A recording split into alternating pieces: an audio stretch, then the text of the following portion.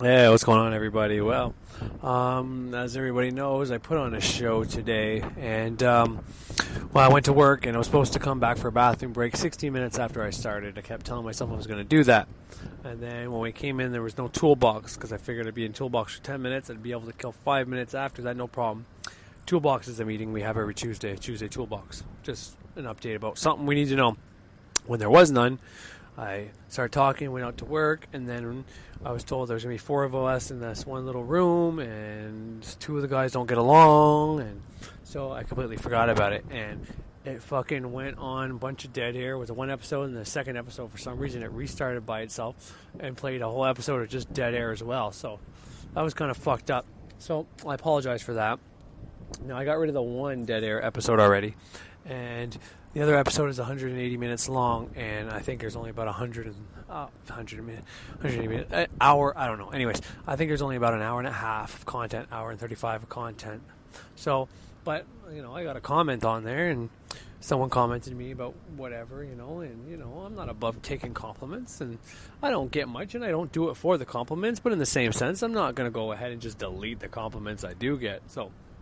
So I probably won't delete that episode, but what I'm going to do is this is going to be the new intro, and I'm going to redo it when I get home from my laptop, the exact same episode, so that, people can see the same title. I'm going to say, somewhere in the description is going to be, download this version, no dead air, or something like that, but it's in case people have already downloaded the other one or have listened to it and the comments, I don't want to delete that shit out of there. So, anyways, that's what this is about. Now, before I get going and playing you the shit that you've probably already heard, I just want to state a few things. I'm talking about initiation and doing what I'm doing right now in magic. It's led me down some pretty dark and terrible paths. And the one thing I want to stress and overstress is, in the beginning when I was doing these first rituals, when I was initially, like when I said I couldn't tell if it was working or not, when I was not even doing my circle, I just had the thing on the ground, a piece of wood on the ground with a circle in it, when I was doing the middle pillar, all this shit. As I progressed and I found my way, I was constantly looking for something that overwhelmed me and told me that you're doing it right. And then, as I put together other manifestations, I kept getting more confident. And then by the time it was overwhelmingly obvious that I was performing magic, I was overwhelmed by my first dark night of the soul. And it took me back, and it's not an easy thing. And to be completely honest, I haven't been the same since. And, some days it's like, I don't know what's worth it, knowing this truth and being able to do these things, or it would be rather better to be in ignorance.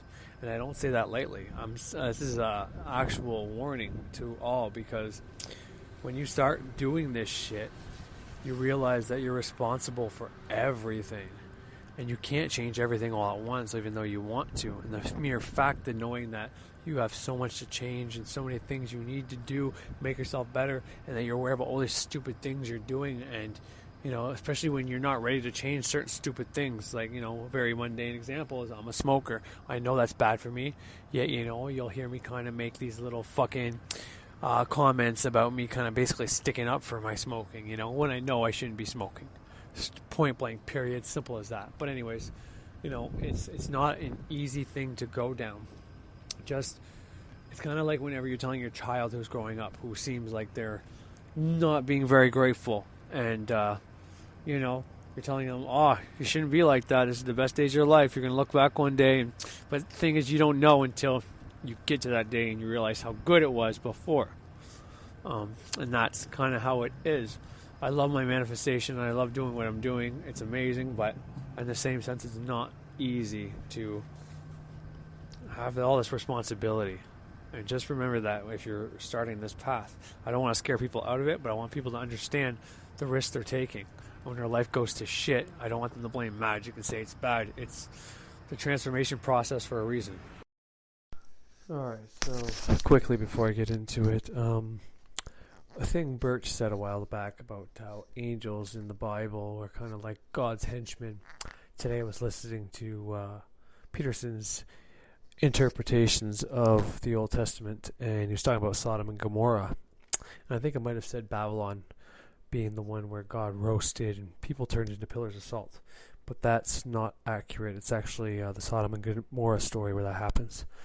But that's a good example of, I mean, if you take it literally, but a good example of those angels come down as people, and when bunch of people come to Abraham's, I think it's his nephew or his cousin, Lot is his name, his door, to basically, I think it was to rape and molest, do whatever the fuck they want, possibly kill the two angels, the two strangers.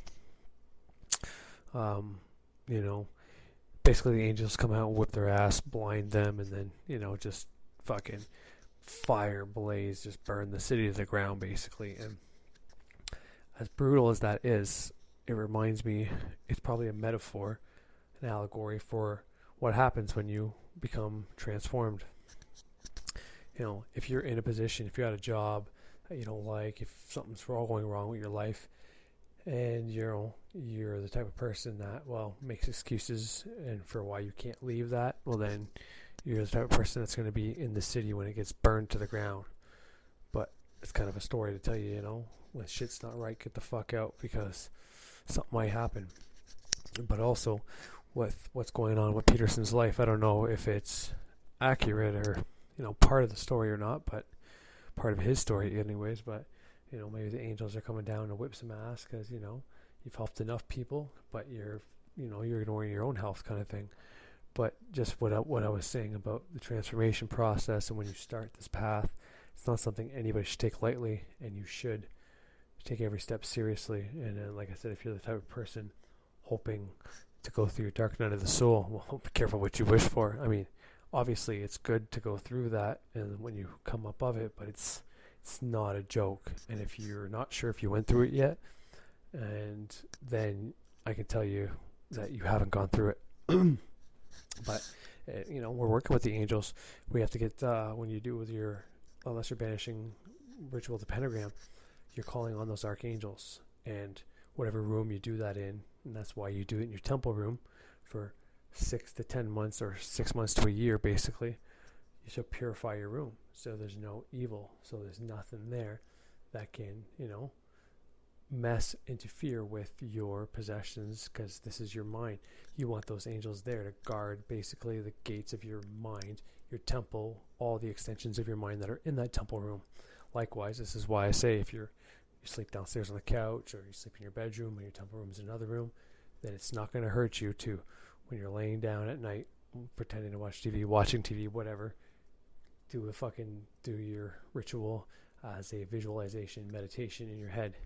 And this way, you know, they're actually in your mind guarding it, but you're visualizing yourself like in the living room, standing up where you're laying down, facing east, and you do the whole lesser banishing, middle pillar, the whole sequence within your head, because you're basically putting those angels up on guard for you for when you go to sleep. You fall asleep during it, no big deal, wake up. So you get up out of your circle when you wake up. Well, like I said, I've already given ways to get around that. Backtrack all your steps physically, or, you know, if you've already left the house, do it mentally in your mind. But it's a good metaphor and a good way to a good correspondence for how this process works. The angels come down and they whip you into shape, especially if you're trying, you know, if you're asking for lots of stuff and you're not giving the appropriate sacrifices, or, you know, there's certain things you're allowed to get. I made this very clear in the beginning. There's certain things you're allowed to ask for, especially once a month with the moon and all that. But if you want extra, then you need to give extra. And if you're not giving extra, well, understand that getting mad or blaming magic or whoever else, or thinking it's bullshit, isn't going to help you in any way, and you're probably not ready yet. But, you know, sometimes the best sacrifice is the things you can give up to make your life better. I mean, if you're doing something you know is not helping you, giving that up as a sacrifice, it's going to be something that's going to be hard for you to give up, first of all, and those are the best sacrifices. And that's the one thing I will say about the Bible, and I wouldn't have learned it without Peterson, but the one thing the Bible does teach is that you want your life to work out, you need to sacrifice. And it's not necessarily killing animals, killing people, whatever. You know, that could be part of it. Maybe that was part of it, but it's more about sacrificing your time to make money, sacrificing your time to learn, sacrificing your bad habits to get good habits, and which those good habits will eventually be the sacrifices that you put in time to get where you want to get. But none of that's going to happen if you're sitting around trying to do magic, watching TV, playing games on your phone, and waiting for the day to happen. You have to put in some small action. Now, keep in mind, you can manifest things without doing big action or anything like that. You can make a sigil for something and then it'll happen. But just keep in mind the whole like attracts like in the spiritual realm, and the opposites attract in the mundane. And but you need to put forth effort, and there's nothing wrong with making a sigil to help you be less of a procrastinator, to make you like something you didn't like. If you're having a hard time going into work every day, but you need the money and you're kind of stuck between odds because you don't want to go to work or whatever, you can literally make a sigil to help you enjoy and or like going to work. And there's nothing wrong with doing that. And that might be a sacrifice that you might please the gods, the energies, the goddess, all that is, by doing that. That's showing them that regardless of your ego or what you learned or your programming, you're willing to put in the time to get something. And then you might be showing that you're worthy for something better. You know what I mean? And it doesn't matter. You can work your regular job and keep working on your side projects and get lost in it. But I just wanted to point out the fact that, and if I can, maybe I'll record it and I'll play it. But I think it's the Sodom and Gomorrah one or the one after. I think both of them have really good information about that, because the one after Sodom and Gomorrah is about how Abraham was going to sacrifice his own son Isaac. So he gets pretty in depth into what sacrifice means and how to do it, and his interpretation of it to me is bang on. And he goes into the depth of why he uses the Bible, because it's his. He doesn't feel he's read the I Ching and a bunch of other Eastern Yogan, different philosophies, different spiritualities, but because he's a white male from Canada, where Christianity is prominent in the States and Canada, he's learned the Bible. He is a Christian. He feels that it's the only one he could do without people saying, "Well, why are you coming out here teaching about a Buddhism or Taoism or any Islam or Judaism whenever you're not one?" So that's why he teaches on that one. But you need to understand that he's not necessarily teaching what the priest would teach you at church. He's teaching what he thinks it means. And take that, leave it, doesn't matter. But understand, what he teaches about sacrifice is bang on the money. There's another thing he said that was interesting, how the other philosophies focus more on love and how you got to do the proper sacrifices and then you're ready to let go and all that. And he says he doesn't know for sure. There was a question asked, I think, at the end of the Sodom and Gomorrah one, but what he said is he thinks it has to do with your age. So as you get older, it's not as big of a deal, or sometimes it's easier to let go of certain things. Your ego may not be in the way. So some of those philosophies, they're all interconnected, but some of them are for the beginning. You're younger, you're before the age of 33 or up to the age of 33 like Christ, then you need to do the proper sacrifices. You know what I mean? Jesus went around saying he was the Son of God. He got to do miracles. People followed him. His name is remembered throughout history for helping us. But does that come without a price? I don't think so. He had to pay the ultimate price. He had to get sacrificed by his own Father. You want to be the Son of God? Well, here's the time to prove it. And he manned up. He did it. He proved it. And he got to resurrect. He went all in. He did his own sacrifice of his own body. And he resurrected. Once again, not a true story, I don't think, but it's an allegory for what we have to do if you decide to do that sacrifice. Like when you face your fears, it's not as bad as you built it up in your head. And when you get through it, you're going to realize that, man, why didn't I do this shit fucking sooner? But keep that in mind. It's not always an easy road on your road of transformation. But the things do get a little easier with time. And once you realize you got to let go some of this shit and not care so much about these little petty things and focus on you'll be all right. But anyways, just wanted to throw that out there. And so the rest of this episode is going to be same as the previous episode before, just without all the dead air, hopefully. Anyways, as always, have yourself a great fucking day, and thank you for downloading and tuning in. Alright, hello everybody, my name is Corey fucking LeBlanc, like I always fucking say, and this is the podcast that I call Ceremonial Witchcraft, and I am a ceremonial witch, which means I practice both ceremonial magic and the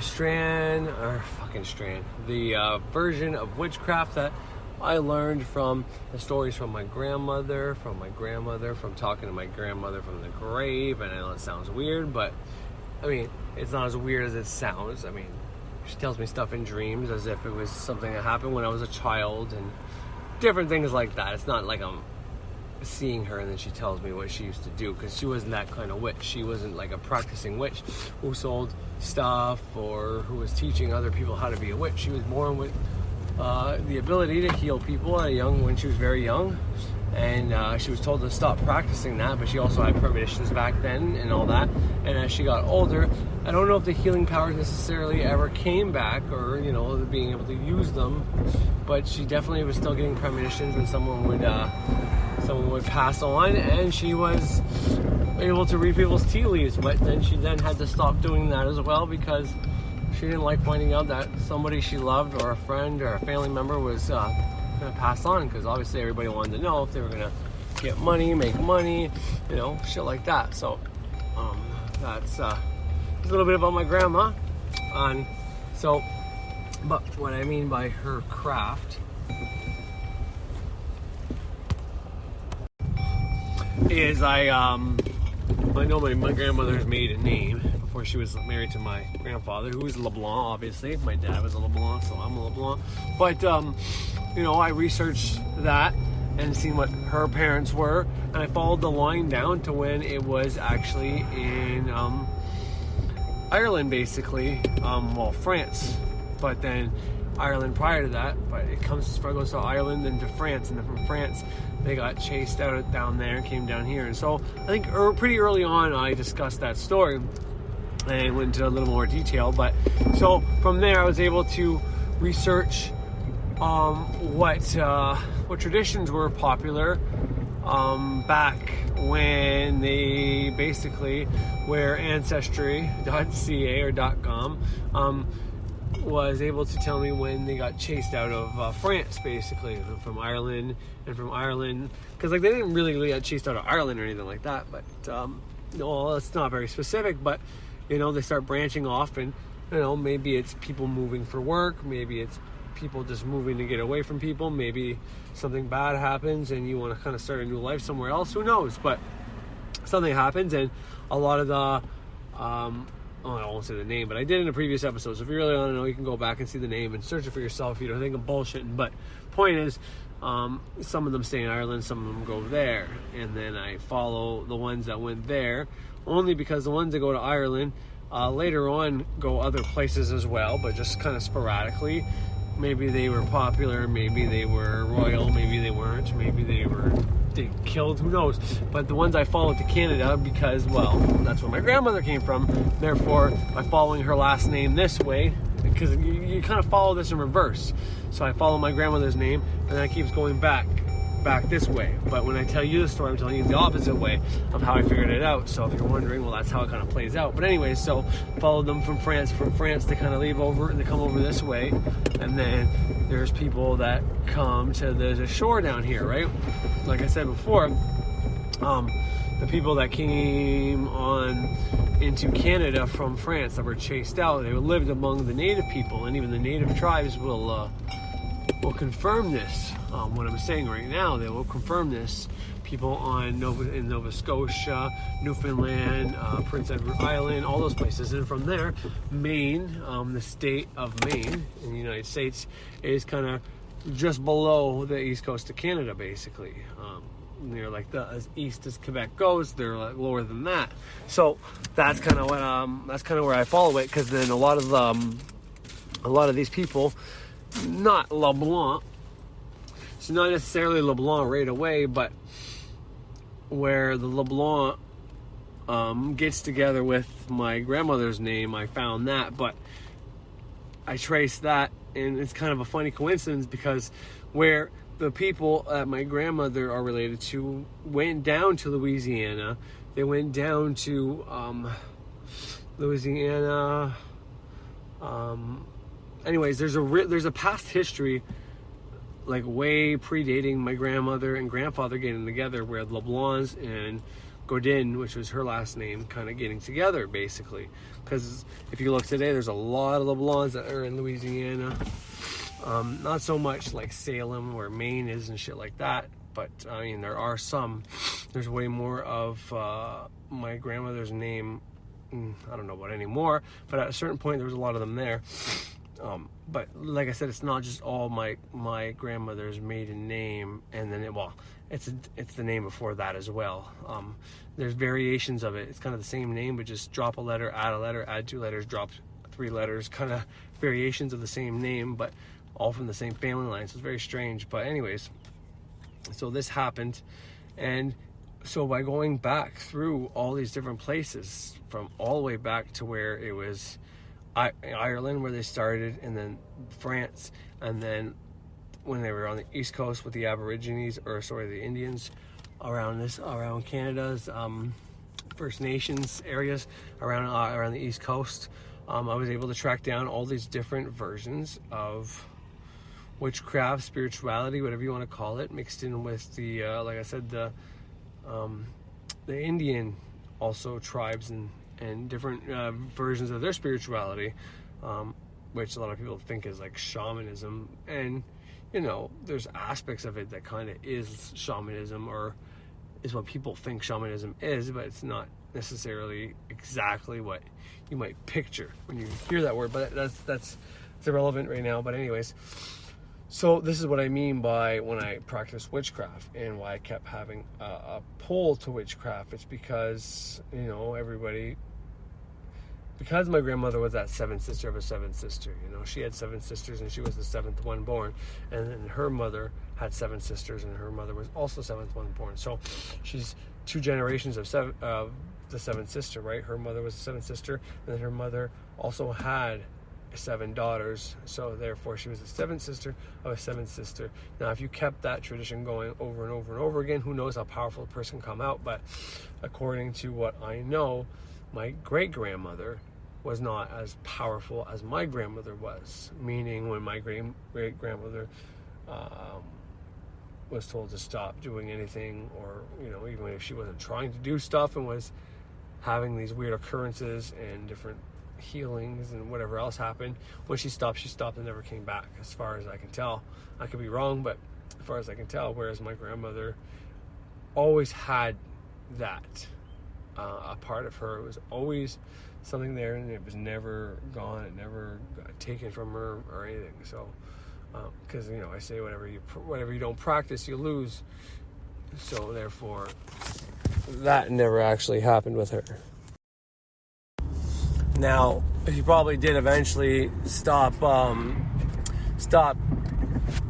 not doing tea leaves. I mean, she probably could get those skills back or whatever. But, you know, before, you know, she passed on or whatever, I think one of the last, I mean, unless she was keeping it to herself and maybe not telling us anymore, but she used to tell us stories about when bad things would happen. And, you know, there was ones that happened when I was a kid, before she passed away, you know, my grandpa telling us the story about bed shaking, him waking up and seeing my grandmother not convulsing, but something like that. But then he'd wake her up, so it's not like she was having a seizure or anything like that through her dreams. But point is, you know, she was still having events happen to her kind of through dreams, even though she wasn't using her power. And, you know, that's kind of what was happening whenever she was doing someone's tea leaves. But anyways, point is, that's where the witchcraft part of the ceremonial witch comes from. Now, ceremonial magic is something I had no idea what ceremonial magic was. I was all completely new age, and I started learning about ceremonial magic. Basically, I found Frater Xavier's page, and I binge watched him. I tried to watch everything in one fucking day. Obviously, that didn't happen. Fell asleep to his voice, then went back and listened to all the videos that, you know, it said I watched, but was just on autoplay. And, you know, from there, I found the book, Kabbalah, Great Work of Self-Transformation. I found the free PDF after a while. I started watching Birch, and I got all, like, the intros to witchcraft, where he gives books, podcasts, things you should listen to. I listened to probably almost everything I was able to find. Read or listened, because sometimes I listen to books. Almost every single one I could have found as well, that he allowed me to, that he gave freely, you know. So started branching off, and you know, I found a lot of things from there that were consistent with my grandmother's. And then when I say, like I said, when I say grandmother's tradition, I'm talking about where her family line points to that tradition, basically. You know, speaking, that's kind of what I mean. It's not necessarily like a tradition she handed down or had books about.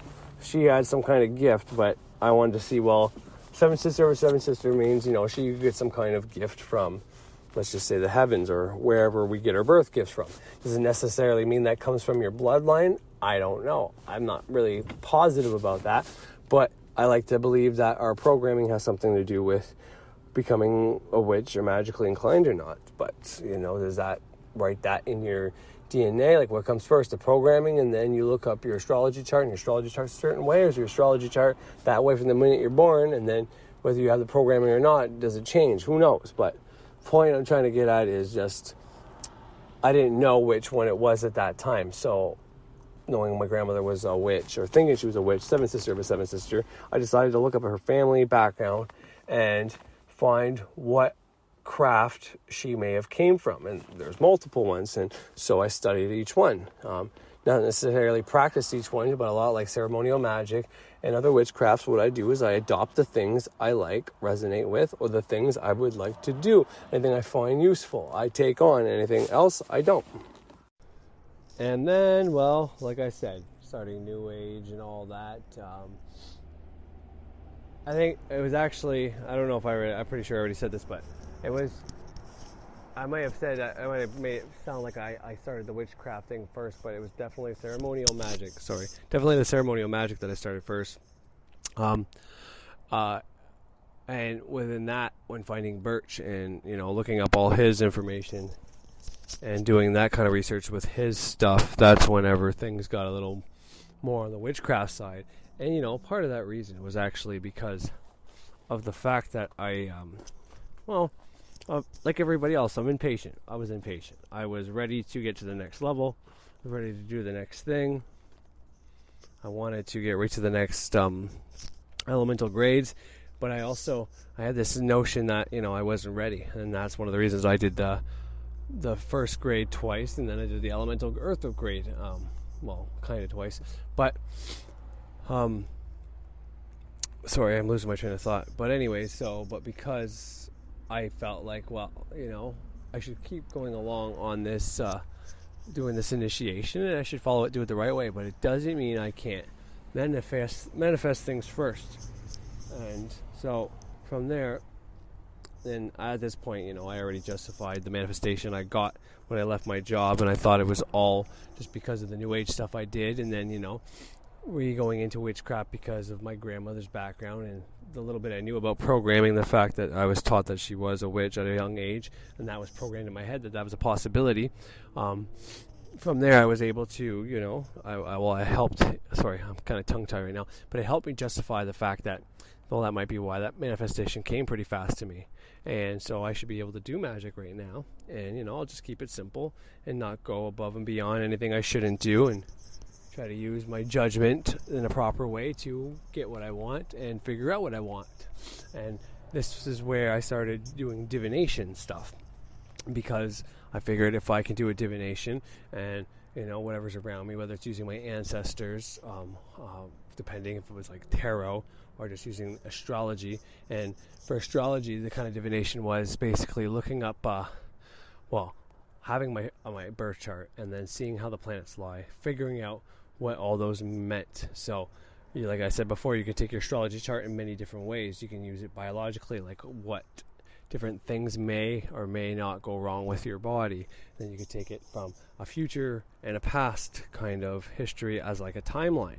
Therefore, using it day from day, day to day, what points of the day you're going to have the most energy, which days you won't, which points of the day are similar, where my Saturn would be in those hours, which should be the part of the day maybe I should try to stay away from anything that might provoke me, and, you know, and then you can put that into month and then years, and then if you need to figure out how that kind of works, well, then you put it in the scope of where your first memories. And, you know, I went in depth on when I think I think I may not have had the episode, but I'm pretty sure I have. My first memory, though, I've said many times, was at the age of pre-kindergarten at 4, and I was being called a liar by my teacher and my mom, and they gave me the out saying, well, basically what I said was my mom was pregnant, and she turned out to not be pregnant, and that's the first memory. Before that, I don't remember a goddamn thing right now. I'm sure at that time I had different memories, but as it stands right now, that was my first memory. So the point of all that is so I can make a timeline. So can I find this on my chart? Okay, well, that's probably, the sun is technically the day you were born, right? But if the sun is my identity, well, then you could maybe say, well, did I have an identity yet? Well, no. When I was in grade 3 is when I think I developed my identity. In grade 3, I went to a new school, and when I went to that new school, there was a lot of new kids, and I was kind of a shy kid, but I didn't want to be a shy kid because there's many girls there I thought were attractive. And I know in grade 3 you're like, what, 7 years old, 8 years old? But I was very into girls at a young age, I guess, and not like in a sexual way, obviously, because I had not hit puberty yet. But point was, I wanted them to perceive me a certain way. So I think the first week I was there, I got into a fight defending my friend, because that was the identity I wanted people to portray me. Now, I was playing hockey and stuff like that, and I liked playing hockey, and I used that as one of those things to kind of think I would say I was a jock, but then in the same sense, I was a skateboarder too, but that kind of developed on later. But, my first identity I would say, was grade 3, so that was where I used my birth chart saying, okay, well, grade 3 was basically the first house, and then I kind of go from there on my chart, and I tried to figure out different specific milestones in my life or bad things that happen in my life that are in my chart, and then from there I was able to develop a timeline. But anyways, that's just a little bit of fruit for thought for how maybe a different point of view and a different way to use your birth chart to use for divination and seeing future and past events and on other people's stuff. But anyways, so because I wasn't done the initiation yet of the Zelter, or sorry, the holy fuck, I can't even think of the name, the neophyte grade, I would use divination before doing any kind of manifestations, using sigils, whatever the case is. And I figured, well, I can talk to my ancestors, I can do this, and that obviously wasn't developed yet, but that took practice, and like everything else, it was just like, oh, this is hopeless. And then one day out of nowhere, I tried it again after giving up, and boom, it worked. All right. So before I get into, I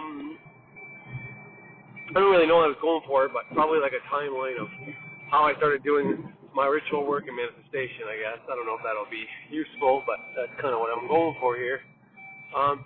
But when I started making this episode, it was on Saturday, I believe. I've gained others, and it just is what it is. Besides all that crap, when I was there, my wife's mom, she's getting remarried to that ex-soldier I told you about. Very great guy, good guy.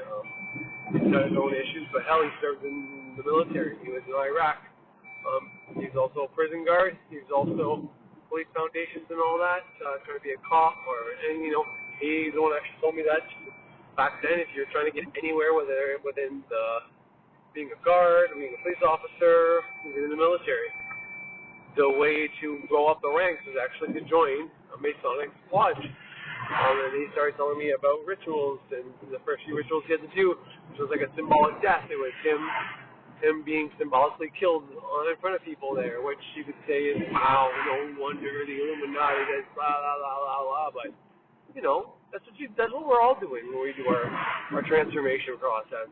The old Corey died, and, the plan is to not resort to my old ways, and there's still parts of me that still need to die off, and there's other parts of me that need to be reborn. So that's what I'm working at. But anyways, he gave me his 12 Rules for Life by Jordan Peterson book when he realized that I was reading Maps of Meaning, and then I read the Gulag Archipelago. Go ahead. He told me, he gave me that book. First it was just for me to read, and then I told him I was halfway through it, I was really enjoying it, and I should have it to him probably. Then maybe not the next time I saw him, the time after that, because it's not like we go to Ottawa every month.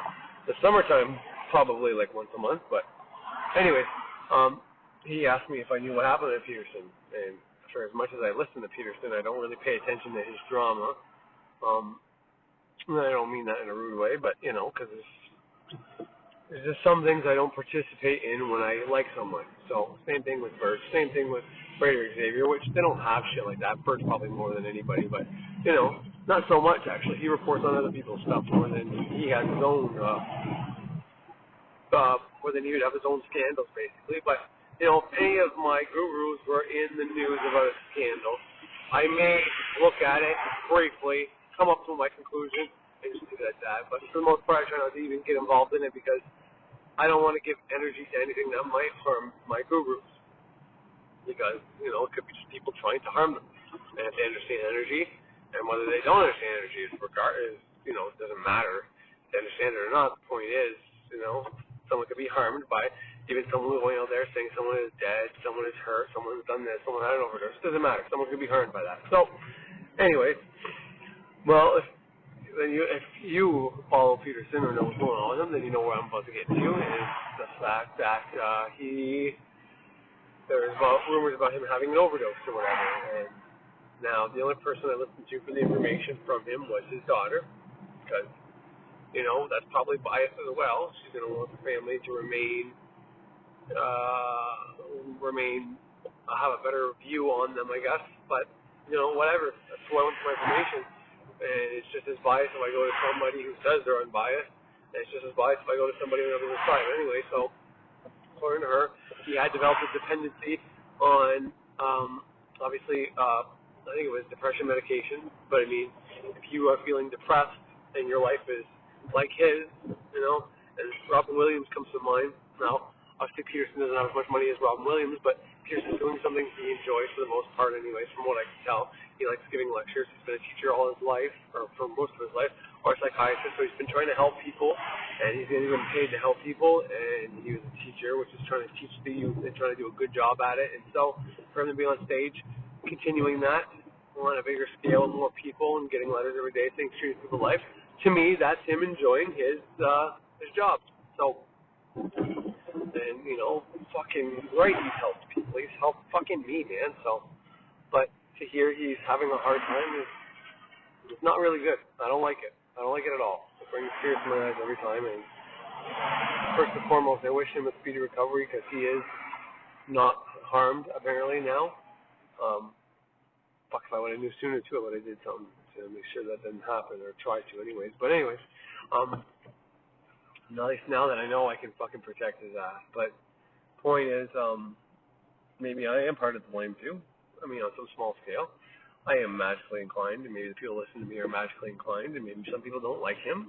And, you know, bringing awareness of what he's talking about to a magical community might make people want to throw on him or something like that. But in all honesty, the amount of minds that are already against him, whether they believe in magic or not, is probably way more than I could have ever paid attention to, because I am who I am, and he should be, and, you know, I'm the lowest scale, Robin Williams would be the highest scale, and he's somewhere in the middle, so, you know, that's what that is. But, you know, Robin Williams has his own group of issues, suppression, and I'm sure I wanted to look up Peterson's date of birth, and I might be able to find it, and I could probably find his birth chart, and I could probably analyze it.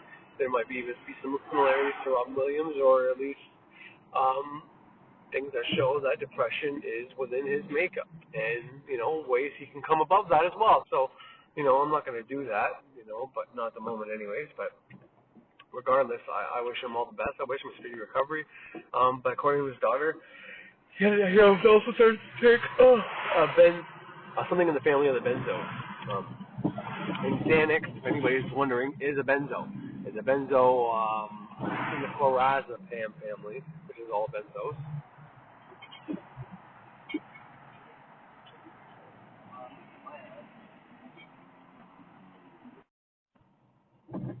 So yeah, so he's had some dependency on the benzos, which is in the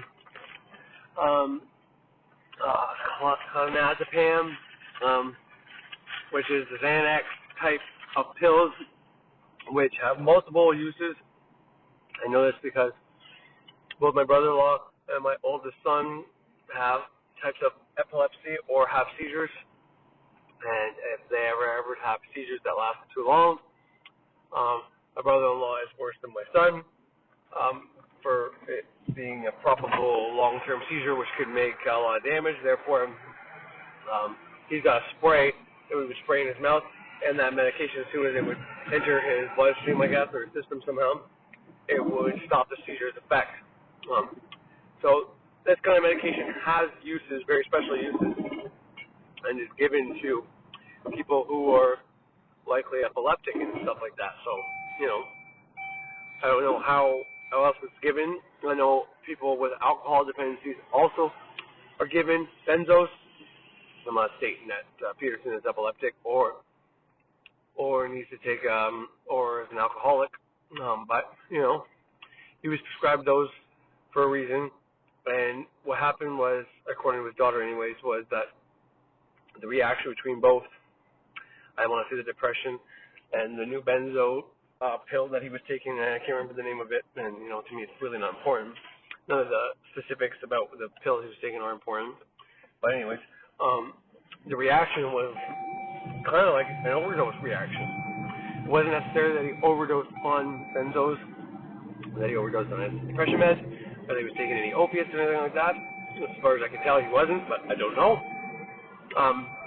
But as far as I can tell, what happened was the reaction was that of an overdose, and I don't understand that one bit. How chemical reaction between two different kinds of medication created an overdose effect. That's what his daughter said, and because I don't understand how it doesn't make it not true, and who knows what is true, what is real, what is what. I don't know. I'm not here to tell you that. I'm here to tell you what his daughter said. But more importantly than that, I'm here to tell you that he's not going anywhere. He's going to come back, and as soon as he's ready to come back, he'll be back. Now, it doesn't matter what shape or form that takes. Are you fucking kidding me? I forgot a lighter. Shit. It doesn't matter what shape or form that fucking takes, to be honest. I just can't wait till he's back. Starts making stuff. Obviously, he probably won't be ready for a while. But all power to him. It could be the body's way of telling him he needs to take a break. Maybe he was addicted to helping people. I can certainly see that. I mean, my podcast is not even close to anything he does with views or anything like that, but whenever I make a good episode, I'm excited about it. Whenever I think there's something in there that's going to help people, I'm excited about it. Just the whole creating process, I'm excited about it. And I can only imagine on a major scale going out there and talking and thinking and channeling, in my opinion, but getting all that information through spirit, through, whatever, it's got to be exciting. It's got to be something to live for. And, all the shit in the middle, preparing and getting ready for it might be a little much. Even the questions and answers after might be a little much as well. And then getting all that heat in between, it's got to be a lot to handle. But it's the fact of the matter, that wherever he's doing it, he probably feels great and loves the answers he gets. He works things out at the same time. I mean, it's awesome. All the power to him. And I mean, that might have been addictive all on its own. And I guess that's what I'm trying to say is that, maybe he didn't want to stop, but he should have. But Edgar Cayce comes to mind. And when in trance, when doing his regressions and his mediumship, and he was the actual medium, he was told that he can only do, I can't remember the number now, but he had to do, I think, like 8 a day. And he'd be able to live to like 96. He was able to smoke 6 to 8 cigarettes a day, and he lives to 96 or whatever. But the point is, what he was doing was taking energy out of him, and he couldn't sustain it, doing 12, 16, 20 a fucking day. And he didn't listen, he kept going. And, maybe that's part of Peterson's fault. And there maybe is only a certain amount your brain can handle by getting all these thoughts and working out these problems. Because you do get pretty tired after thinking about shit too long. I remember the first few times I got these big insights. Whenever it was all about, my first one, all about numbers, numerology, was in the kitchen. And I started writing at 10 o'clock. And before I knew it, it was 3 a.m. And I had almost a fucking full book full of how my age, 33, the dates all around when I got my first memories, when I realized my first identity at age 7, how it was all connected. How the numbers from those years added up to either 33 or 11 which, you know, was just 2, but then, anyways, it all connected. It was amazing, and it was like only something I could probably understand.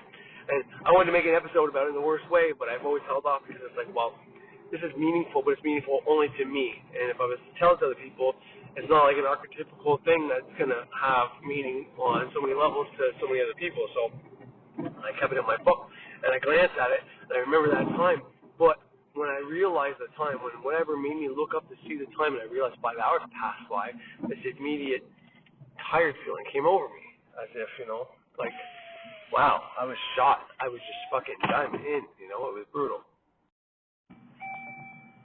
I guess that's kind of what I mean. So there is such a thing as mental fatigue, mental anguish, you know, mentally tired, you know what I mean? So like my wife at work, she uses her brain more than anything, whereas I'm more physical than anything. Now, when I have to use my brain at work, I fucking love it. I'd rather use my brain because it, you know, even if it's a simple problem that takes very minimal brain power, intelligence, I guess, I still love it because that's where I'm really good at now. And that's not saying I'm not good physically strong or I'm not prepared physically because, you know, I'm very much prepared physically for everything and anything. I had a conversation with my kids, and we've raced recently with both my kids, actually, and my one kid thought he could beat me on a bike, and I fucking, all right, let's go. And, you know, I gave him the benefit of the doubt. We did a racetrack at St. Joe's. It was like the whole track, basically. And the reason we did that was because, because I figured he can beat me. Well, it's easy to beat someone for like a quarter mile or even half a mile or like a quarter of the track, half the track, you know, like the big tracks around at a high school. So I'm like, whatever, fuck, we'll do the whole fucking thing. Let's go. I was getting pretty tired at this point. But I'm like, you know, I still got enough to fucking kick your ass. And he figured, you know, high gear, low gear to start, high gear, you know, I'm like, well, that's pretty good logic, you know, you might have me. And you know, I wasn't sure either at that point because I was pretty tired, pretty winded. But that's kind of the way I am. I wasn't the kind of guy in school when I was racing people that I'd be the fastest in the class, have the best score. But you put me beside the guy with the fastest record, and I can kick his ass because you put me beside an obstacle and I can rise above it. But for me to just try to go against a time obstacle, like, you know, say, hey, you gotta beat this time, unless I'm watching the time, like the whole time, I can't really do that, you know, my body's not gonna go fast enough or whatever. But whenever there's a physical person there beside me, I can, you know, there were a few guys that could beat me, so I wasn't the fastest in the school, but man, like, we had some good runs at it. Like, I was hard-headed, so I'd be like, well, 2 out of 3, you know, they beat me 2 times, but I would beat them 1 time, you know what I mean? So I was up there, and, you know, the argument I had with my kids, because, like, even when we did the whole track with the kid on the bike, I still kicked his ass, you know? He started catching up to me at the end because I was slowing down, because I was tired mostly, and because, you know, I wanted him to have, like, a little bit longer with that. We did 2 laps and all that. I said, no, I got to cut it off somewhere, but we did a quarter mile. We did a quarter track. We did half the track. We did the full track. Plus, before that, I raced you, and then I raced your brother, and then I raced both of you at the same time, but on foot. So it's like, man, enough's enough.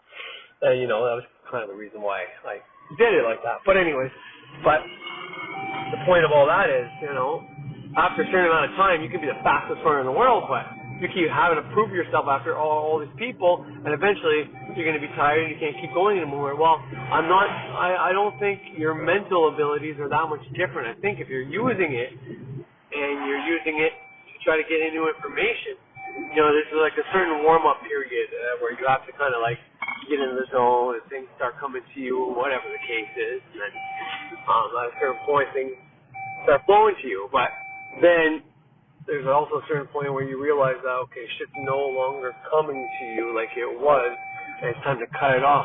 And it could be because fatigue is coming in, therefore, you know, you're not trying as hard to get the information, maybe. I don't really know, and that's something I could think about and maybe get more information, but, you know, there's a reason I only go so long on my episodes. There's a reason that, you know, he would say, you know, I gotta stop soon. This is, you know, I really gotta stop, guys. I really gotta stop, is what you'll hear him say at the end of his lectures whenever he's doing, when he's doing the fucking Q&A. So anyways, I think that's very, close. But the argument I was having with my kids was the one that, you know, the reason they can't beat me in a race yet, because they said, well, when you're 40, we'll be able to beat you. I'm like, no, I don't even think then you'll be able to. Like maybe 50, because that'll be let's say because I haven't been working out all that much. No, my job is pretty physical, and I'm only 5 months in it. I think somewhere around the 6 to 8 month mark at any job, even if it's a physical job, is when your body starts making muscle memory, and that's when you stop maybe sweating as much, and you start being able to do the job pretty well, and you start not getting as tired after. So this point isn't necessarily dangerous at your job either. It's once you pass that point where your muscles are doing the same thing in and out, and there's no longer any resistance there. And so, because before where I am right now, I'm still sweating, I'm still working, I'm still getting things done, and it's not easy for me to do it. Therefore, I'm building muscle, and you can kind of tell because I take my shirt off and everything still looks pretty good. My arms still look pretty good. My legs are sore a lot of days because they're holding my weight plus the weight of whatever I'm holding. So I'm getting a workout, which is kind of what I'm trying to get at. But once you pass that point where your body gets used to what you're doing, that now you're not in danger yet, because that's where the muscle memory builds. Meaning, if you stop doing what you're doing, your body can go back to it if you take a long period break. But it's once you pass that point where the muscle memory is there and it's no longer physically hard for you. Which, whenever that happens at other jobs, you should just start lifting heavier to try to impress, the women, the guys around. Who knows? But anyways, point is, what I was trying to tell my kids was that, they live in an age where video games are, one of the most important things to kids, and cell phones and all that. And, in the summertime, kids are outside more, absolutely, but not like it was when I was a kid. I was outside all winter long, all summer long, like nonstop. The cold weather wouldn't stop me. It would slow me down. It would be able to be outside as long, but it wouldn't stop me. And so my point was, I stopped playing hockey a year ago every Friday, and I stopped working out about a year before that. So 32 is when I stopped being completely physical with my hockey, and then 31, I was still doing both working out and playing hockey. Therefore, I've been training from 0 to age 30, 32, give or take. And even right now, technically we can count, but let's say I don't count it, and this is where from now till 50 I don't do anything in exercise or working out. That's why they might have a chance then. But right now I still have all those years of training, and you say training, it's just living. Yeah, but it's still training. It's still me using my muscles day in, day out, still growing my muscles, doing it on purpose a lot of those years as well. From 0 to fucking 15, not so much, but from 15 to 30, I started working out intentionally, and religiously, not every single time. I took time off, obviously, but, so therefore, and them, right now they're kids. They're still in the part of the time where I wasn't really necessarily working out seriously, but they're not aside half as much as I was. And I played both baseball and hockey, whereas Owen, he's in cadets, and he gets a pretty good workout there, but, and that is all year round. Whereas Austin, he's getting training now all year round, but that just started. Whereas he was playing baseball before that, and before Owen was in cadets, we tried him in various sports, but only once a year. So, and it's not to put myself above my kids, because I don't believe in that, but all I'm trying to do is motivate them. You guys want to kick my ass? I want you to kick my ass. If you guys kick my ass, it means I did my job as a father, but you're not going to be able to, because I was always on the go. I was always outside. I was always skateboarding, snowboarding. I was always playing hockey, playing baseball, playing football, running. Parkour is a thing now, but back when I was a kid, me and my cousins used to make up things, run and jump and see how far we could jump off of things, try doing flips onto, obviously, grass and pools and shit like that, not right off the ground. But point is, I was doing shit like that since I was a young age, It wasn't called anything back then. Now it's parkour, and it's pretty intense, but, if I did the shit I was doing back then, some of it, like the big gaps, if I was doing it off of buildings, it would be pretty cool. But anyways, so the point is, so I guess that was the point, was what I was trying to tell my kids was that, I've been training a hell of a lot longer than they have. I absolutely love my children, and I want them to supersede me and be above me and learn from me. So I try to brag, I guess, because that's kind of what I'm doing. I'm not going to beat around the bush and be like, I'm not bragging, because obviously I'm bragging. But I'm bragging to you guys. But, I do the same thing to them. And it's not because I want them to feel beneath me. It's just to illustrate the fact that, I've heard them say it to their friends. I've heard them say it. Once again, I'm not bragging, but it's like, fuck, he's good at everything. or their friends would say something like, how do you get so good at skateboarding, you know, shit like that, because it's very seldom you see a dad on a skateboard nowadays, you know what I mean? Very seldom, at least in my culture, anyways, in my hometown. But, you know, that's the sad truth that, you know, I see some dads outside playing hockey. The other day I saw a guy playing hockey in his driveway with his daughter, and I thought it was beautiful. My daughters aren't really into hockey, but they have played with it because they know I like to play. So that is what it is. But as long as you reciprocate that and you play what your daughter wants to play after, regardless if it's fucking Barbies or what, she plays hockey with you, you fucking play whatever she wants with her, you know? But that's not the point. But, like, I don't say this just to be about my children. I want my children to be that bigger than me. And maybe this is the wrong way to go about it, but I don't know the right way until I do the wrong ways first, right? Which way is going to be the best way to motivate my kid to fucking go outside and train more if he wants to become faster than me. So that's kind of the point of this. But once again, I'm trying to illustrate the fact that this mental capabilities we all have, with practice it gets better. If you want to be an intellectual, you can. You know, I'm very grateful that I'm an earth sign with mostly earth and water in my sign. And, you know, what is Earth made out of? Well, this planet is made out of earth and water. You look at it from space, right? It's oceans, fucking continents. So, I'm very much earthy, you know. Fire and wind we have, but, you know, wind is above the earth plane. It comes from somewhere else. It comes from within this little ball, I guess. There are solar winds as well, which is air as well, right? So, the solar is not fire like people think. But anyway, so, point is, if you're fire and air, you might be more, you know, out of this world versus not more in this world. But that doesn't mean I still have those lines within my makeup too. I'm very thoughty, as you can kind of tell. That's a terrible word, thoughty. But I mean, what I mean to say is that, you know, my two girls, the moon and Venus, which is water and earth, are in Gemini, for example. And then I have Mercury, you know, another thought planet. I got the two earth and water planets in a thought sign. And I got the thought planet and an earth sign. So my earth and thought ratio is well mixed. Now my earth-water ratio with fire is not so well mixed, but, you know, you got to work with what you got. But my point is, I guess, is when it comes to Jordan Pearson, he might have been using this to forestall going home and dealing with the fact that, you know, his wife does have cancer. That's a hard thing to bear, you know? And, you know, he might be thinking to himself, like, well, my fucking daughter was ill, you know, growing up, and yeah, okay, she's better now, but maybe that's hard to see from where he's standing now, you know. Once he gets through this, it'll be better just like it was for him and his daughter, because he's probably seeing all the years of sacrifice to try to get that to work out, and then now he's like, what, more sacrifice? Like, I gotta fucking watch my wife go through hell, I gotta lose my wife, and who knows why that could be, you know, because he said it many times. Sometimes it seems like God is just making people, you know, it's like the Cain and Abel story. It's like, you know, there's nowhere where it says Cain sacrifices were just shit, and God hated the sacrifices. It was just God saying, well, you're not doing something right. If you're acting right, then I like you. So it's not necessarily about the sacrifices, because he says there is the times in the world where, you know, people are fucking up because they're fucking up. They are doing it on purpose to fuck up, and they're addicted to their negativity, blah, blah, blah. But there are times where people are legitimately trying, and things just aren't working out for them.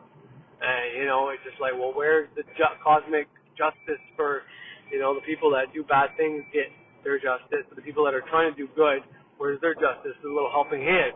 So, you know, maybe he literally just brought this malevolence into being through the power of speech. You know, if you're going to go on stage and say stuff, this is not critique, because I'm not critiquing him whatsoever, but he says it himself, not in the same words as I do, but, you know, his whole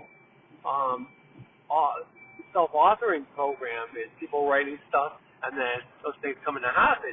Now, he takes a psychological point of view saying what you write, you know, you have this now thing in your mind and you're more likely to know what's good and what's bad, and you're going to stick those guidelines.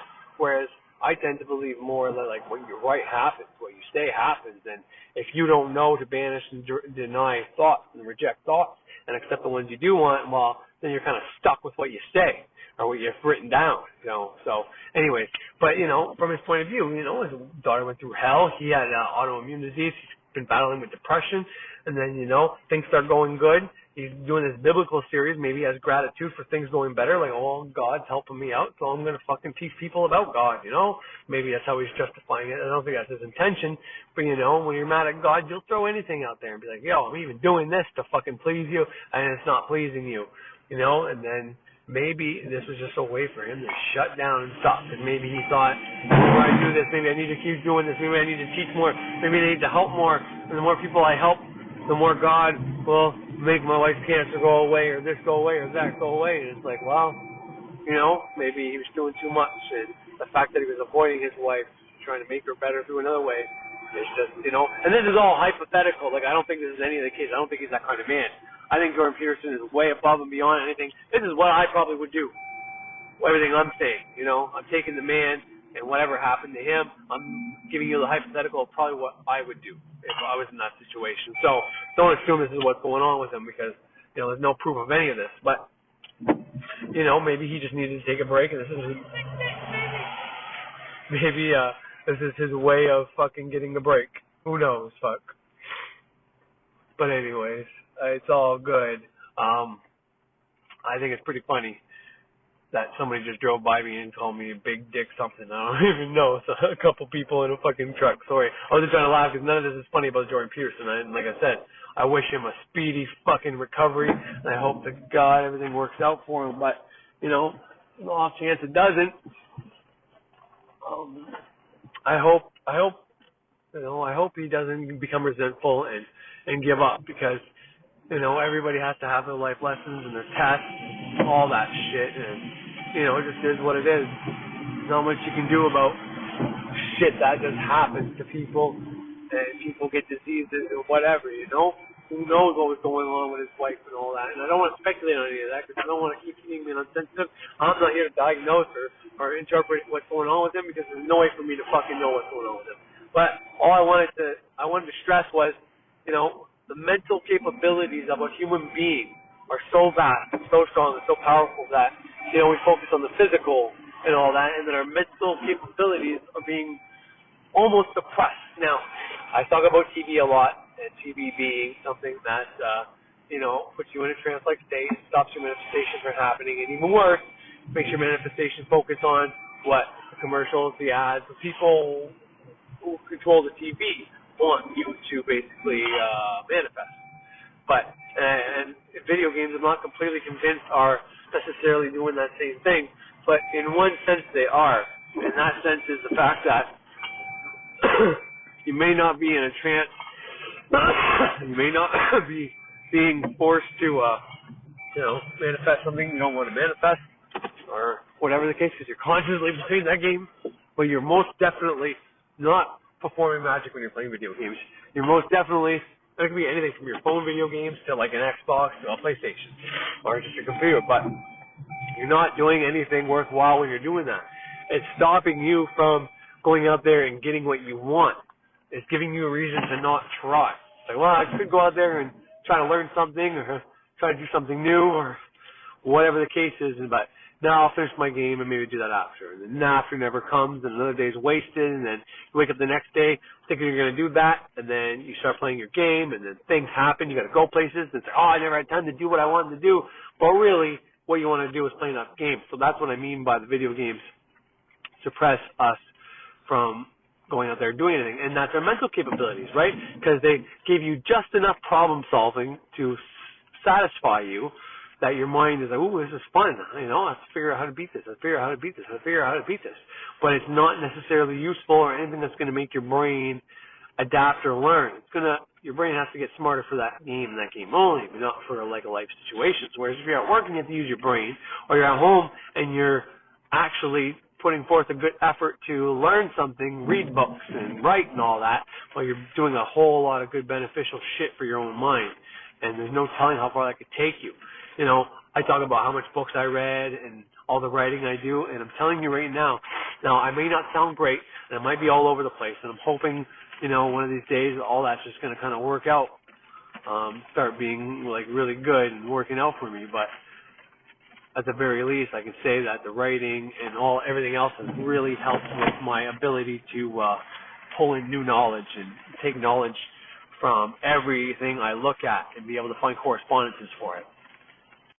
Yeah, because I'm seriously not even joking at all one bit when I tell you I can just point at whatever and come up with a way to describe it and what it looks like to me and the reason it's being. You know, this morning talking to bringing a car into for a trade-in, whatever, here in town. We're going to do our trade-in in Ottawa for the credit.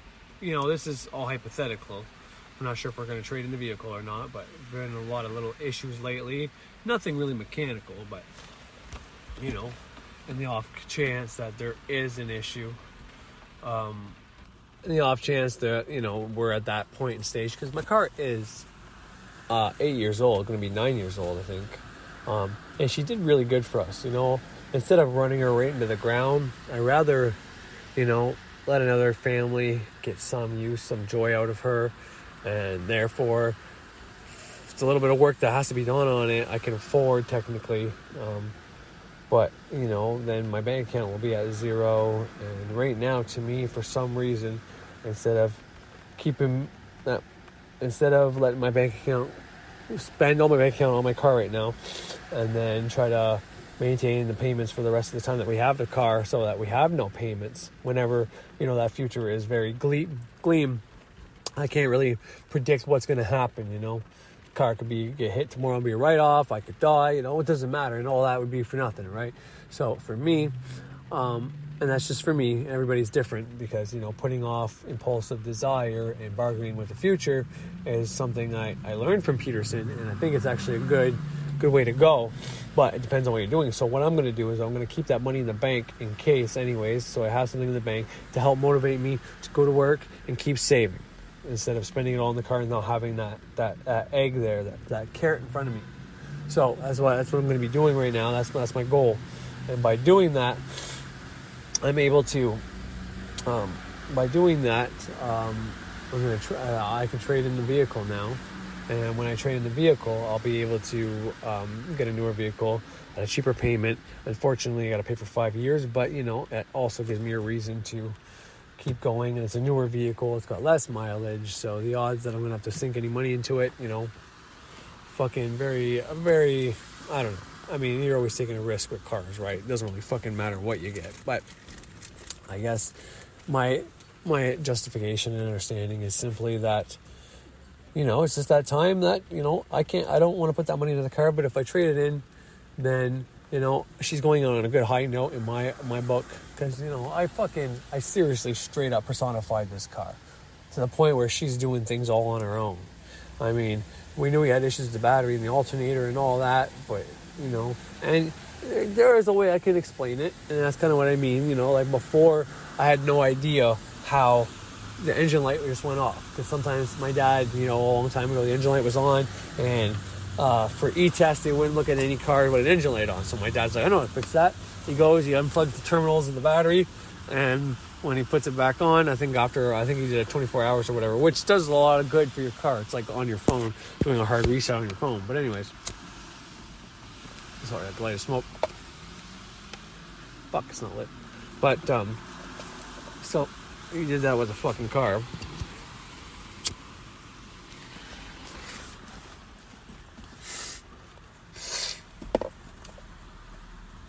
And, sorry about that. There's a lot of people walking by me today.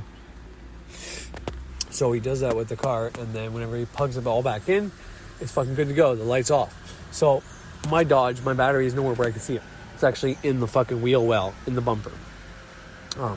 Which is pretty shitty, because, you know, I didn't have battery problems actually lately. It was an alternator that had to go, and I replaced the alternator, and then the alternator had to go, or that alternator had to be replaced, the one I replaced the bad one with. But anyway, so I wasn't able to do that. Well, maybe I could have, but where I charge it or boost it, it's kind of connected, or it looks like it's connected to the fuse box. So I didn't want to fuck around with something I really had no idea doing. That's another thing that comes with knowledge. You don't just think you can do everything and then fuck shit up. You really know what your limits are. And from there, it makes you stronger, because then you can learn and not think you know, and then never learn a fucking thing. But anyways, so the one day we get in the car and the fucking engine light's off. I may have already talked about this. and the engine light being off was pretty cool, but then we look and the clocks were all fucking reset. It's like, it was as if someone, we lost charge. We had to boost it, because if your battery dies, that happens. But that hadn't happened at this point, and no one unplugged it. So it's like, there's a loose connection, or something else happened. And this can be explained by the alternator problem I was having. But generally, the alternator, because it wasn't working, what it would do would take all the battery's energy. And that's why by the end of the night, my car couldn't start, because there was nothing left of the battery to start it. And the alternator wasn't working when it did start it. So it was basically running off the battery. So that's why things would go haywire. But that being said, and that's kind of what I mean by, I could point at anything and come up with a conclusion, because that's what I'm kind of doing here now. I'm saying, well, the alternator thing makes sense, and I justify it, blah, blah, blah, blah, blah. But all that being said, the car didn't die at any point then. So there's really no way to assume that that's exactly what happened, in all honesty, because, what had happened was, well, nobody knows what the fuck happened. But anyways, all this has been just to say that if you take care of your mind, if you treat your mind like a fucking muscle, and you actually put the time and effort into writing, learning, reading, even if it is to try to manifest your life, start writing down a fucking story of how right now and going forward, or you can even alter your past if you want by telling you a story, whatever. But read as much books as you possibly can. If it's all occult knowledge, okay. But you might want to read some philosophy, some history, something, even if it's about etymology or a subject you like. That doesn't matter. Just read some of the greats, read something that you want to know and learn, and you add that to falling asleep to a book, add that to laying on an actual book. And you're within no time, you're going to have the knowledge. You do a couple sigils saying that, you are very literate, and you comprehend everything you read, and you understand everything you hear, and your writing skills have, multiplied tenfold, and your public speaking has multiplied tenfold, and whatever, then you're going to be fucking laughing. But anyways, I'm supposed to be talking about manifestations, or my ritual, I guess my magical timeline. So I'm going to get back into that, but I just wanted to say that I was really sad to hear about Peterson, but I was also really happy to know that, he hasn't been harmed. He's going to be making a full recovery, and everything's going to work out, and I'm sure he's going to be back before he knows it. And I really, if anybody out there respects the man or likes the man, or that man's helped him, if you're magically inclined, do something for him. Send him something.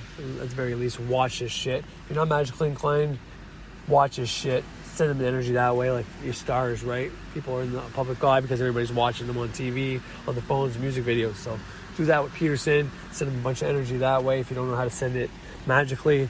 And, visualize him being healthy off of whatever he was hooked onto, and so on and so forth. And yeah, so anyways, I'm going to collect my thoughts and figure out how I'm going to present this timeline to you guys, so I'm not so incoherently babbling all over the place and talking about all my skills and how I'm better than my kids, and oh my god, this is going to sound like a fucking mess when I put it on. But once again, I'm not trying to brag. So the way I try to motivate my kids by telling them I'm better than them. You want to be better than me, you get to strive for it. And I know for Austin that worked in the past. I made a whole episode about how the one year he didn't make the baseball team, the next year he's had his best year to date, hitting it over the fence like 10 fucking times. A center field at that. First, and there was only one other kid who was close to him, and that kid hit over the fence maybe 3 to 6 times. I don't even know. And there's maybe one other kid in the league, not on their team, but in the league that hit it over the fence. But that goes to show you, like, out of all the whole league, there's a bunch of players that are good, but only 3 pairs hit it over the fence. One of them hit over the fence like once or twice. One of them 3 to 6 times, and then my boy was like 10 times. So like the leaders of anything are always way above the rest, right? Just like in the money, the 1%. There's a bunch of people there's only a couple people that have all the money in the world, and then it gets slow after that, There's a bunch of people that have enough money, and there's a bunch of people that have barely any money, and there's a bunch of people that have no money, you know what I mean? It's like that for every single type of hierarchy. Doesn't mean every type of hierarchy is corrupt. Sometimes you want that to be the outcome. All right, so let's get back on to the task at hand, which is magic. All right, so fuck am I going to talk about? Jesus. Timeline of magic. Well, I said like my last episode I wanted to talk about more magic, something useful, but I guess I got to wait for something to come to me.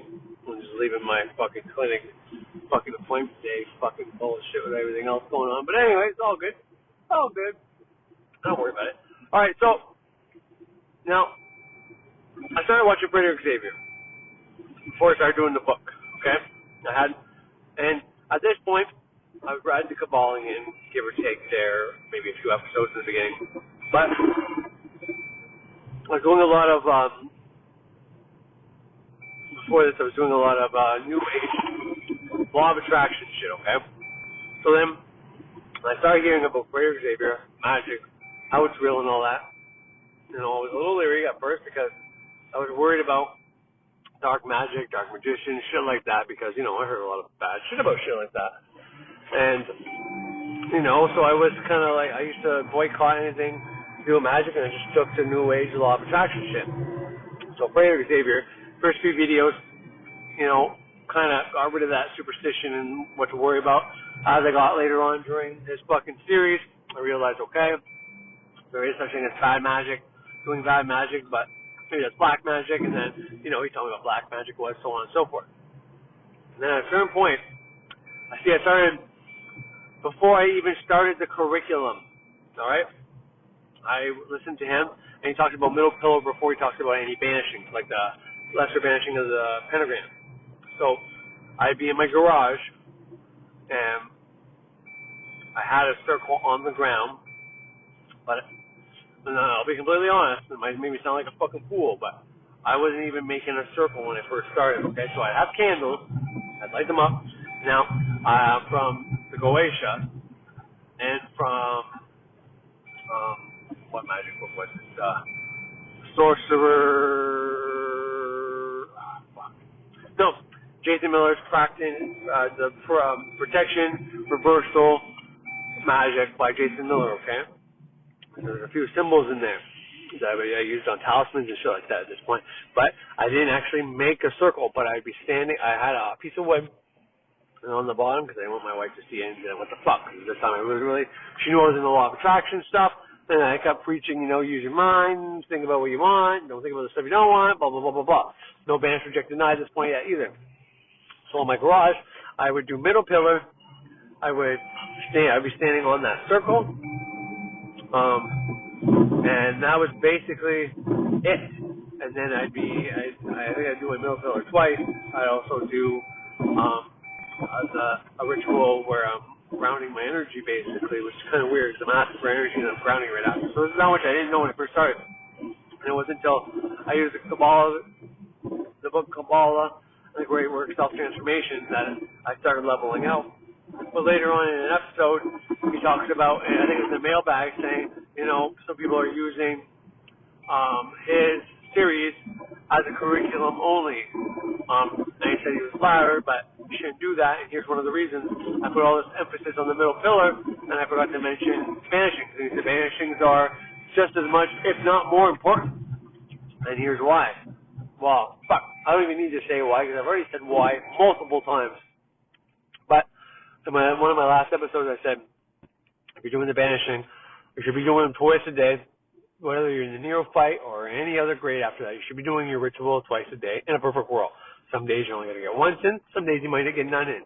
But compensate for that. If you want this shit to work best, all right, and if you're not doing your ritual practice twice a day, or at the very least, you miss it one day, well then, there's 2 days you have to do 3, or one day you got to do 4, and then you're back on track. If you're not at least doing that, showing the gods, the spirits, the energies, whoever, whatever, that you're serious about this shit, is there any wonder why you haven't gotten anything yet? So, right off the hop. But even before I was doing the middle pillar in my garage without the fucking lesser banishing of the pentagram, and before I was standing on that circle, this is what I had a hard time with, because I would hear things saying, Schrader talks earlier about people, the demon episode, I think, or I don't know, there was an episode anyway, somebody talking about me being in the circle. Some people do it without a circle. So I didn't do any magic until I heard that part about the circle.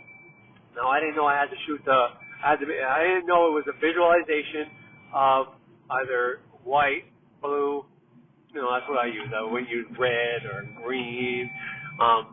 The blue I use is like a Jupiterian protection blue. Not necessarily a water mother blue. but even then, purple too, whatever. Anyways, point is, I knew I needed a circle, but I didn't know what. So maybe that's what I'm going to talk about today, is the little things that I didn't know how to do. So I either listened to multiple different people and either realized that they also didn't know what to do, but they were pretending they were doing it and just being vague about it. And I won't even say any names just because I don't want to be that guy doing that. But there's a lot of that out there, so be careful. But but I had to figure it out. And, here's the thing. There's a lot of those little things that I had no idea how to do it.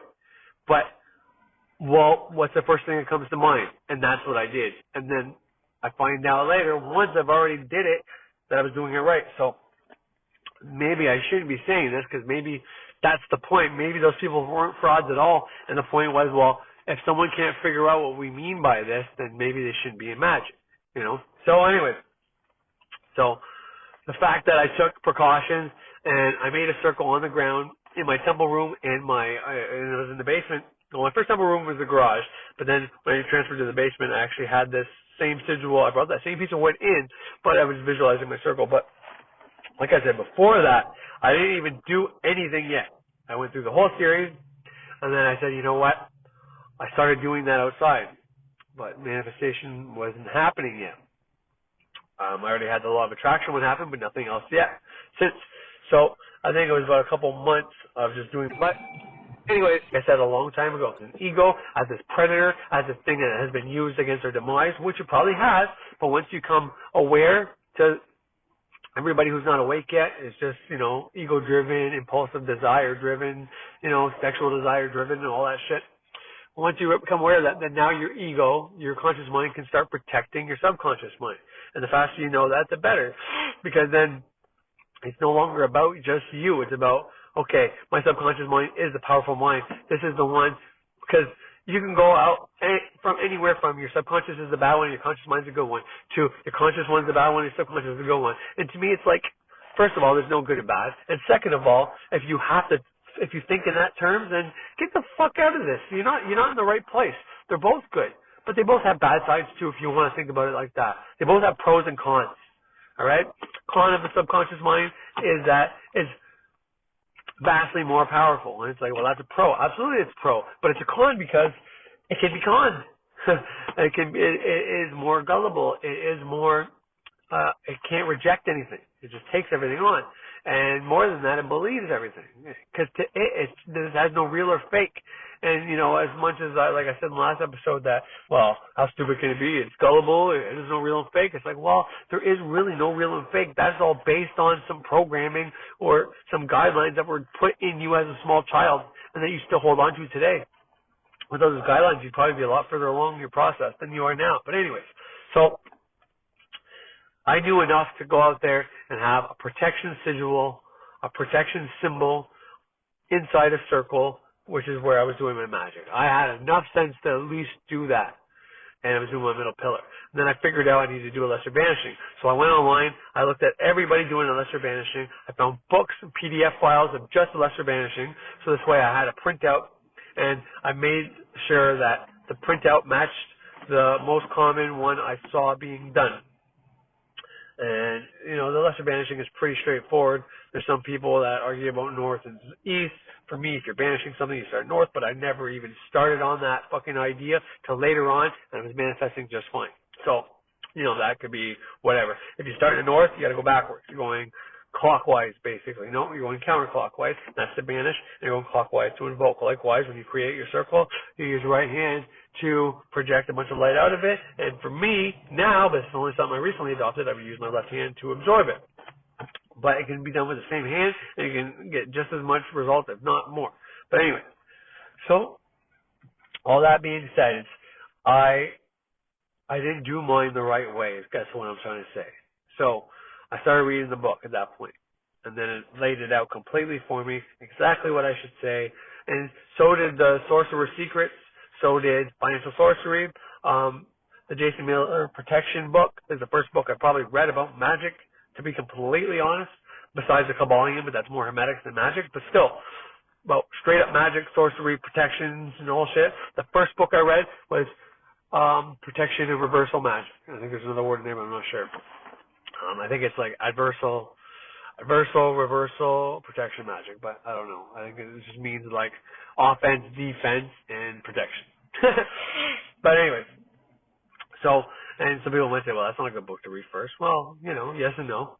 I was well aware of the dangers of magic going into it, and instead of just being naive and, maybe just knowing about the Wiccan Reed and thinking that, well, no one does baneful magic and everybody who's a witch is going to do magic like this and harm-free, so there's really no reason for this shit. Wrong. You know what I mean? And I didn't even know about Goetia and Goetic spirits all that much. I heard of the 7 demons of Solomon that he put in the brass vessel and so on and so forth, but, pretty naive still. So, but I'm glad I read that book first. And, all these stages happened within reason. And you can go back and be like, well, fuck, I wish I would have knew then, but I knew now, but it didn't matter. Here's what I'm trying to get across, okay? Anybody sticking to these fucking things, because wasn't long after I added the lesser banishing ritual of the pentagram, okay? Because what I would do, this is exactly what I would do. And this is both for when I was only doing the middle pillar and when I was doing the middle pillar and the lesser banishing. And I was even doing that wrong, because I was doing the middle pillar first, do a lesser banishing. And now it's like, okay, Kabbalistic cross, lesser banishing, and middle pillar. And yeah, it's another thing. I didn't even know about the Kabbalistic cross. Sorry, I did. That's a lie. I knew about the Kabbalistic cross. I knew about that because Frater had a dream earlier on. I think that might be the same episode where he talks about lesser banishing.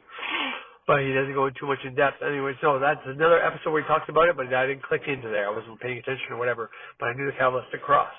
Anyways, so I searched that up. Plus, that was part of middle pillar, part of the other one. But anyways, the point I'm trying to get at is I was doing the middle pillar inside that circle. After I was in the middle pillar, I'd be talking to the goddess of the god. And from there, I would be trying to activate the sigils. I would sit there and just focus on that sigil until it was in my mind, because I wasn't doing the jerk-off method at this point. But anyway, so then I ended up putting in the lesser banishing. But I just learned lesser banishing, and I didn't learn structure. And then one day, autoplay, the structure came on. I was doing Kabbalistic cross, then the lesser banishing, then middle pillar, then he talked about what he would do next, and then he did another lesser banishing, and then a Kabbalistic cross. Oh, this is a ceremonial magician. From there, I learned from Birch. Later on, though, but I'll just tell you this now, in case you're listening to this for notes. Then I learned from there that I should be welcoming and telling the elements to go away, because they are present. And then I heard Frater say that a few times. You don't want to just let water. What happens if you leave water around your house? Well, things can go bad. It can eventually go through the floor. What happens if you leave fire? You don't want to leave the elements lying around. So you not necessarily banish away the elements, but what I do is I thank them for being there. I say you're now released. Not that you were forced to be here, but you're now released, and go forth to where you've come from, free from harm to anybody you come in contact with. That's what I tell the elements and the elementals. And then to the watchers, is obviously, so it's why I got this from Birch once again. Stay, if you will, go if you must, between us both. There shall always be perfect love and perfect trust. Now, I make my best to go around the circle, looking at all of them in their metaphorical eyes, and then, you know what I mean, showing my gratitude, thanking them and all that. I even have a line now for planetary and any other deities and any other etheric spirit beings that might have been there, good or bad. I don't care. I tell them I love them all and I thank them all. Even the bad ones that have taught me the hardest lessons. Even the good ones that may have taught me the hardest lessons. Doesn't matter. Now that's today. Back then I wasn't doing any of that part. Just those three. But when I got the structure, when I finally heard the right structure, how it was Kabbalistic cross, well, first you draw your circle with your finger. You don't even need something there on the ground. Okay? But it can't hurt either if you're worried about protection or if you're somewhere where there's activity. But so you draw, you project, you see in your mind's eye the light coming out of your fucking hand, creating fire, a ring of fire on the circle, a ring around you. Doesn't matter how you look at it. I look at it as fire now, and as soon as I'm done doing it 3 times in a row, it flies up in the air, and then I'm like basically hovering, and I go to Kabbalistic cross, which is when I go bigger than the world itself, where Mother Earth is at my feet, and I can't even barely see her, but I'm still connected to her. And even the planetary gods that are above me are also below me or within me, without me, but they're all smaller than me. The only thing bigger than me is a tiny little piece of light that comes and hits me in the forehead. But it has to do that because if I was to see its full, even as a giant, even as a god myself in my own mind, if I was to see the full force with my own imagination of the source light, it would be too much for me. So it shrinks down for me, but it's still way longer, way bigger, and way brighter than anything that I am. Anyways, that's a little bit about my structure going. But none of this stuff I knew. I had to figure this out on my own, which is going by people's words and reading books and doing it. Now, the book is very good and very descriptive, but depending on how you are, you might not get that. But there's lots of videos out there you can look up, and they'll tell you how they do it. And, the first time I watched some of these videos, it was like, so all I'm doing is standing there and waving my arms around and visualizing what I'm doing in my mind. It was like, what the fuck? How is this going to help me at all? And I had the longest time, it took me the longest time to wrap my head around what these things were actually doing. And then it was probably, I don't even know, it might have only been like a year ago that it hit me. Like, all the ways the middle pillar helps, all the ways the Kabbalistic cross helps, all the ways the fucking lesser banishing of the pentagram helps. You know what I mean? And then at that point, it was basically when I was ready to go get out of the NEOPHYTE. Well, maybe a little more than a year ago, but still, I had no idea. And that's one of the reasons I tell you to do it where you sleep, because that's where you're most vulnerable.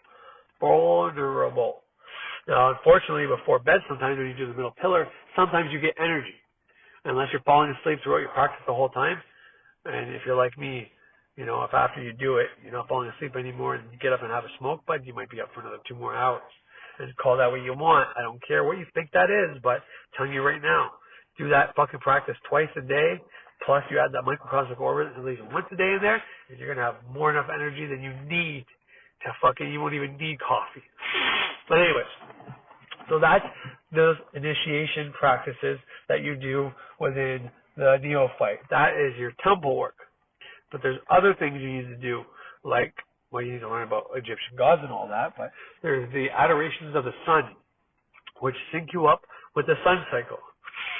Now, do what you want with that.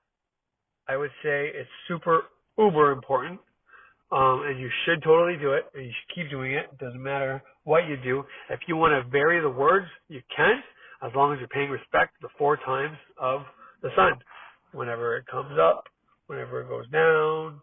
I think there's 4. Is there only 2? For some reason there's 4. I thought there's 4 of them. But anyways, there's another 2 things you got to say as well. But anyways, I can't remember. I'm going to have to refresh myself. It's pretty sad. But anyways, I do this shit every day. But anyways, holy fuck. I'm losing my train of thought. I'm getting a little incoherent. This is what I was talking about earlier. This is what happens after using your mind for so long. You can only use it so long. The more you practice that, the longer you can use it, absolutely. But at a certain point, it just becomes incoherent babble, and it's like, you're not doing anybody any favors. You might as well just stop. It's like somebody trying to get a goal so bad, and over time, they're super tired. It's not going to happen, but they just keep trying anyways. It's not going to happen. Let it go. Anyways, but that's what I wanted to explain those things, because a lot of people don't get it. And they'll look online, they'll see what's going on, they still don't get it. But you need to understand. This is the understanding you're supposed to get and not be given. But this is all metaphoric for your mind. It's all metaphoric for your mind. And even more than that, you're actually in your mind. That's what the visualization is. It puts you in your mind, because that's what meditation is, I guess. It's one way to look at it, but you are in your mind. That cosmos you're perceiving is a cosmos of your mind, okay? Because your brain, your mind, it's like the solar system. It's you up in there. And because you're so big, it's easier to attract things to you. Likewise, you get attracted by other spirits. But anyways, that's a little bit about ritual and how it comes about and how you should be doing it and all that. But the sigil thing, I thought sigils had to be done in a circle. Now, Burke has a good video, or maybe it's in one of his episodes, but he talks about like attracts like. He's like, and that's how it works in the spiritual realm. However, here in the mundane world, opposites attract. So meaning if you want to attract something, mundanely, you have to ask for its opposite. Now, I always thought this was fascinating, and I needed to do more research on it, and I have, but it's hard to come up with a conclusion on it. So, anything magical, you need to be in a circle to do. So, you want to make something happen in a circle, and this is where I thought maybe sigils had to be. Sigils had to be done in a circle. But the sigil, by definition, is you are writing down your intention that you want. You turn that intention into a symbol. So the symbol is what you want. Therefore, you already have it. All right? And then, what do? You destroy that sigil. You no longer have it, but you put it into the ether. So you can look at it in a bunch of ways, and they're probably all right. So right now in the mundane, you no longer have that symbol, and that symbol is representation of what you want.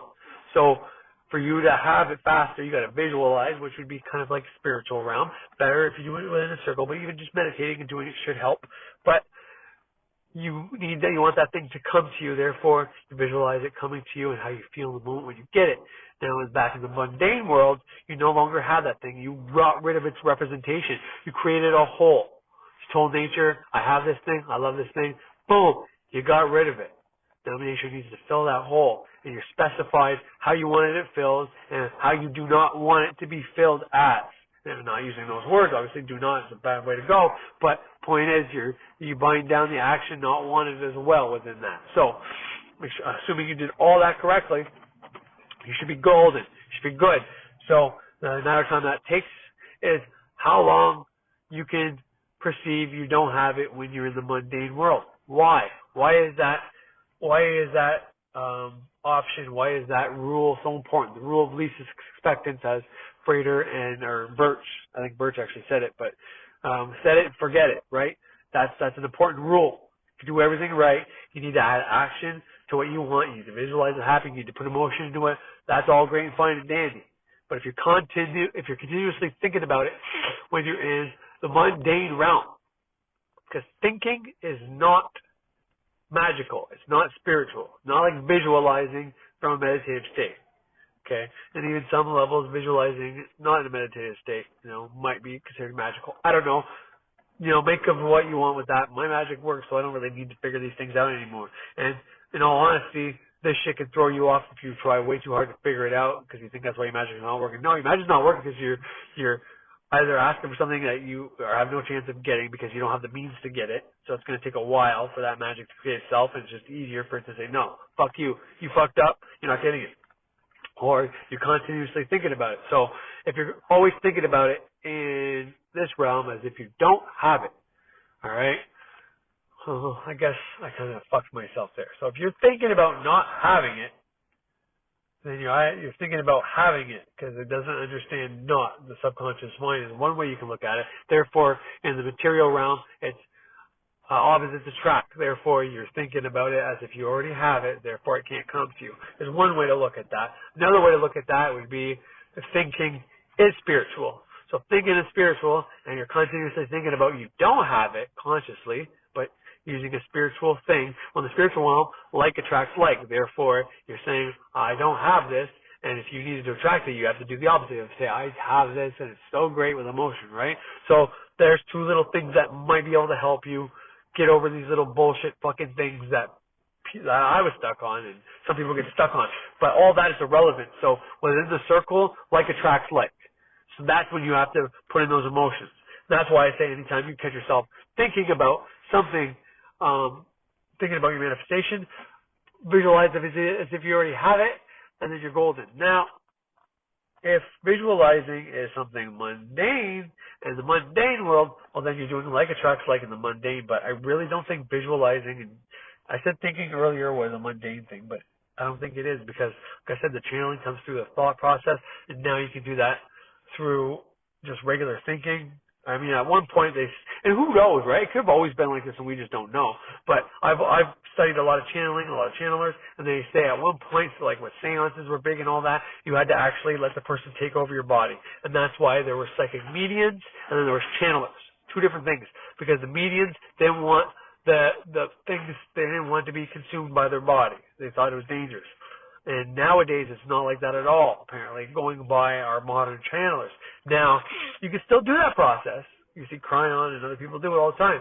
But you can also just listen, and things will talk through you. You'll get their ideas. And in some sense, I think it might be like, but it might have been like that the whole time. They just don't want to, you know, they still want to mystify it because it attracts people that way, right? But it doesn't matter. Because if someone goes around saying, yeah, well, Spirit's talking in my head right now, I'll just tell you them, they're going to say bullshit, because it was made up to a certain way. So it's like the government saying, okay, if you really think aliens exist, well, why don't they just give us disclosure? Well, it's like admitting that they've been lying this whole time. Same thing with this. It's like you're going to try to prove channeling is real by starting off by saying all these other channelers were lying, and this is the real way. You're like, well, they're lying. How do I know you're not lying? You know what I mean? So sometimes it's just easier to go along with the fucking fiction. So I like to just rather think, and so it's simpler, but you know my opinion now, but, you know, maybe this is something that's developed because that's what Cryon said. Maybe he made that loophole so people can start realizing this is how it's done.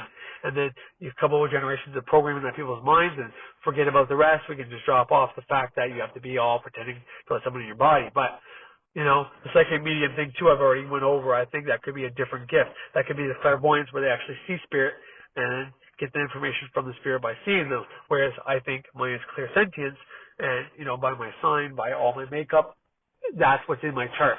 Is if I was to be a type of person who I would have good intuition, which means sometimes I get gut feelings and I just know what to do. But that's not the same as hearing these thoughts that I'm not thinking up at all. You know what I mean? And more than that, like, very big, insightful things that I've never even talked about before in my life, because it's like, no one's going to believe that came from me. But anyways. So that's just a couple ways to look at this. So the mundane world, opposites attract. That's why somebody who's not like you, that you want to be, you're attracted to them, right? That's why movies of the hero really attract to us. Even if you are the hero type, you might not like that kind of movie. I don't know, but if you think or wish you were like a certain type of person, well, then you're not that type of person, and that's why you're attracted to that kind of film, those kind of films. Now, there are magical things within our regular life. And like I said, visualization is using your mind's eye, and not everybody can do it. Thinking, not everybody can do that. Okay? So to me, these are spiritual things. Okay? Physical abilities could also be something spiritually motivated. But to me, it's hard to know, because you can exercise and get better at that. Just like you can exercise your mind and get better at your mind and get better at thinking. So who knows? But I just wanted to tell you what Birch said, like attracts like in the spiritual realm. But here in the physical realm, opposites attract. Therefore, you can use this realm's laws, opposite attracting, to get what you want. But problem is, this is where that line is made. Like, why do the things I don't want happen faster than the things I do want? Well, it's because you're using two different brands of magic. You're using the mundane world to bring the things you don't want to you, all right? By saying, I don't want this. Well, you're saying you want this. Therefore, you know, if you visualize it, if you try using magic that way, well, you're technically using like attracts like, the magical mind doesn't understand the negatives. Now, if you look at it the other way, I'm using my conscious mind. I'm saying I don't want this. Well, then you're saying you're bringing things to you by using, by saying you don't want things. So I don't want this means I don't like this. It means it's the opposite of what I want.